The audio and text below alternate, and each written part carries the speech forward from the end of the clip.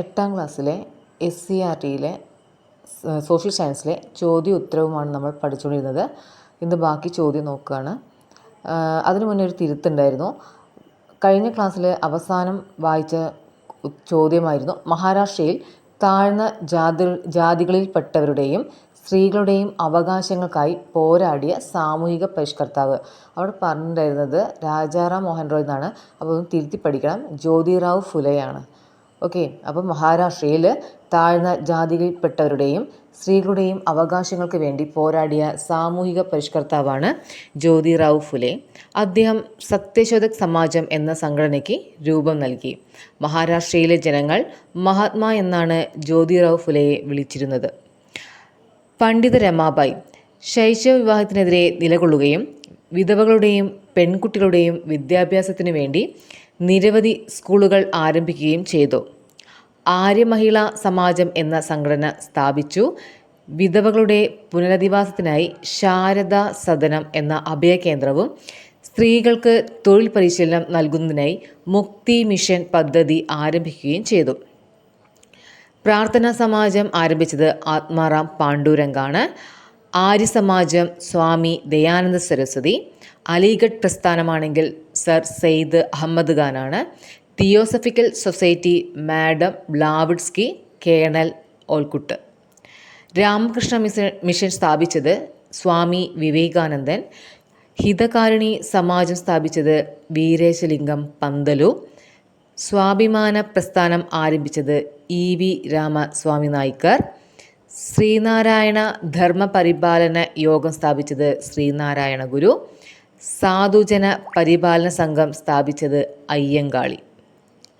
Indian association സ്ഥാപിച്ചത് സുരേന്ദ്രനാഥ ബാനർജി, ആനന്ദ Mohan boss. ഇവർ സ്ഥാപിച്ചത് കൽക്കത്തയിലാണ്. അപ്പോൾ ഇന്ത്യൻ അസോസിയേഷൻ സ്ഥാപിച്ചത് സുരേന്ദ്രനാഥ് ബാനർജിയും ആനന്ദ മോഹൻ ബോസുമാണ്. കൽക്കത്തയിലാണ് സ്ഥാപിച്ചത്. മദ്രാസ് മഹാജൻ സഭ സ്ഥാപിച്ചത് മദ്രാസിലാണ്. വീര രാഘവാചാരി, സുബ്രഹ്മണ്യ അയ്യർ, ആനന്ദ ചാർലു. അപ്പം മദ്രാസ് മഹാജൻ സഭ സ്ഥാപിച്ചത് മദ്രാസിലാണ്.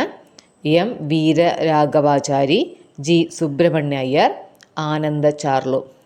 ബോംബെ പ്രസിഡൻസി അസോസിയേഷൻ സ്ഥാപിച്ചത് ബോംബെയിലാണ്. Firoz Shah Mehta, KT Thalang, Badruddin Tyabji.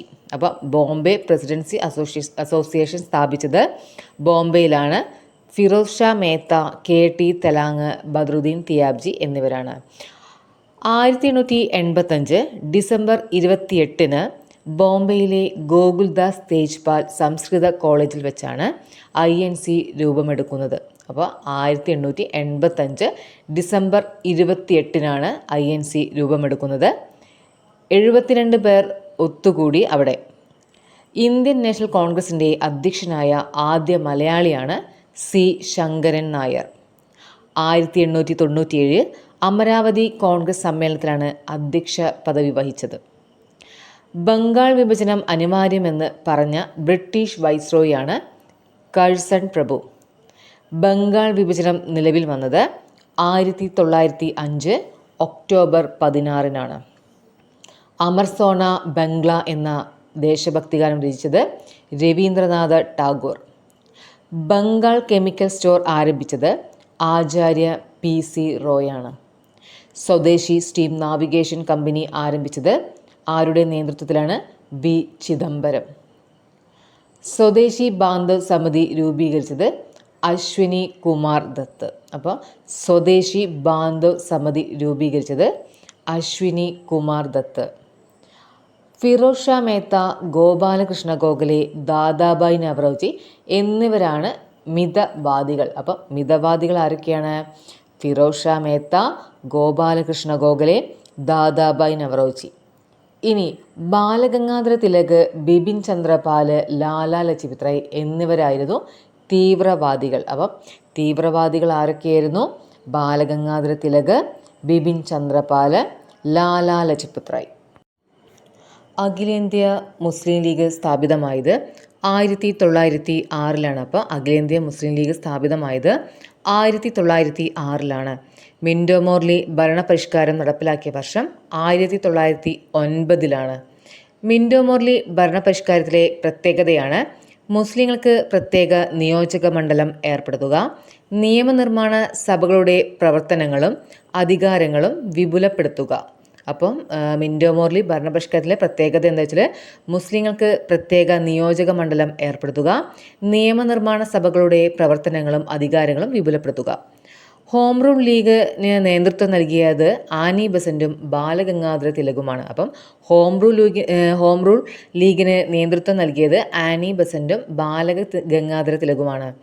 1917 കൽക്കത്ത സമ്മേളനത്തിൽ കോൺഗ്രസിൻ്റെ അധ്യക്ഷയായി ആനി ബസന്റിനെ തിരഞ്ഞെടുത്തു. അപ്പോൾ ആനി ബസന്റ് 1917 കൽക്കത്ത സമ്മേളനത്തിൽ അധ്യക്ഷത വഹിച്ചു.